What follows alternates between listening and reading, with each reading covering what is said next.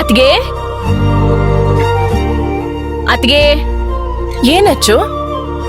ಅತ್ಗೆ ಎಲ್ಲ ರೆಡಿಯಾಗಿದೆ, ನಾನು ಇದನ್ನ ರಾಘವ್ ಕೊಟ್ಟು ಬಂದ್ಬಿಡ್ತೀನಿ. ಬೇಡ ಅಚ್ಚು, ಯಾಕತ್ಗೆ? ಸದ್ಯದ ಪರಿಸ್ಥಿತಿ ಹೇಗಿದೆ ಅನ್ನೋದನ್ನ ಚೆನ್ನಾಗಿ ಅರ್ಥ ಮಾಡ್ಕೊಂಡು ನೀನು ಹಾಗೆ ಇದ್ರೆ ಒಳ್ಳೇದಲ್ವೇನಮ್ಮ? ಈಗ ಆ ಮನೆಯಲ್ಲಿ ಏನೇನ್ ಸಮಸ್ಯೆ ನಡೀತಿದೆ ಅಂತ ನಿನಗೂ ಗೊತ್ತಲ್ವಾ?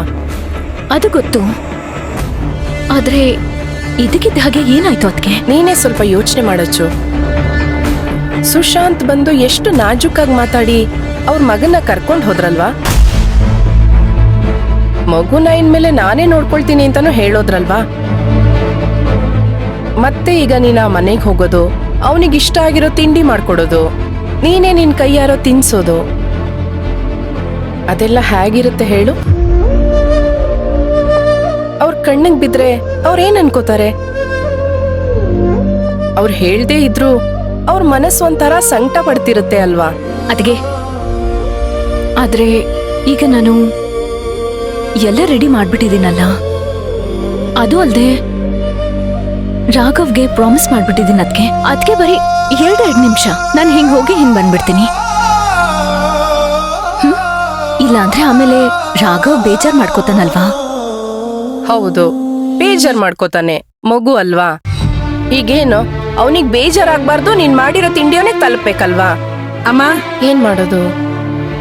ಓ ರತ್ನಮ್ಮ, ಬನ್ನಿ ಬನ್ನಿ, ಸರಿಯಾದ ಸಮಯಕ್ಕೆ ಬಂದಿದ್ದೀರಾ. ಅಚ್ಚು, ಈ ಟಿಫನ್ ಬಾಕ್ಸ್ನ ಅವ್ರ ಕೈಲಿ ಕೊಡು, ಅವ್ರು ಹೋಗಿ ಕೊಟ್ಟು ಬರ್ತಾರೆ ಅಲ್ವಾ ರತ್ನಮ್ಮ? ಹಾ, ಏನಮ್ಮ ಅದು? ತಗೊಳ್ಳಿ. ಆಹಾ, ಏನಮ್ಮ ಇದು? ಯಾರಕ್ ಕೊಡ್ಬೇಕು? ಏನಿದೆ ಇದ್ರಲ್ಲಿ? ಇಷ್ಟು ದೂರದಿಂದನೇ ಪರಿಮಳ ಇಷ್ಟೊಂದು ಚೆನ್ನಾಗಿ ಬರ್ತಿದೆ. ಅಚ್ಚುಮ್ಮ, ನೀನ್ ಮಾಡಿದ ಅಡ್ಗೆನಾ?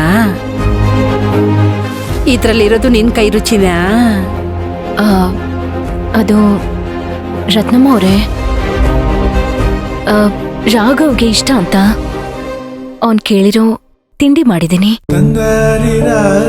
ಇದ್ದಕ್ಕಿದ್ದ ಹಾಗೆ ನನ್ಗೊಂದು ಕೆಲ್ಸ ಬಂದ್ಬಿಡ್ತಾ, ಸೊ ನಾನೀಗ ಅಲ್ಲಿಗೆ ಹೋಗ್ಲೇಬೇಕು.